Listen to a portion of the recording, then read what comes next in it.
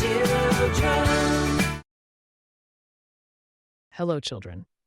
Today, I will tell you about Shell. Shell is a special program that allows us to talk to the computer. It is a bit like a conversation where we say something and the computer responds. This way, we can ask the computer to do various things for us, like showing a list of files or running other programs. By a big tree, the little bee and the guinea pig were trying to understand what Shell is. The little bee was convinced that it was a kind of cover that the computer hides under when it rains. The guinea pig thought it was probably a special toy that you can press to make the computer work faster. I later explained to them that Shell is not an object, but a way to communicate with the computer by giving it commands.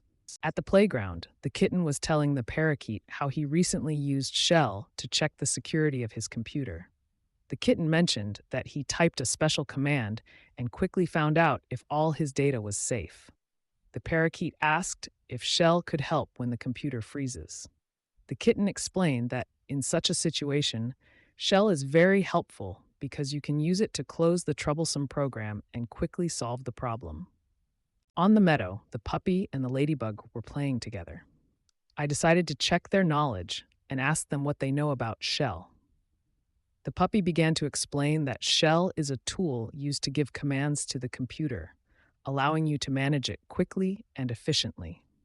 The ladybug added that Shell helps in creating websites because it allows easy management of files and running necessary programs. I praised them for their good answers and reminded them that Shell is a way to easily and quickly give commands to the computer. Let's summarize what we learned today.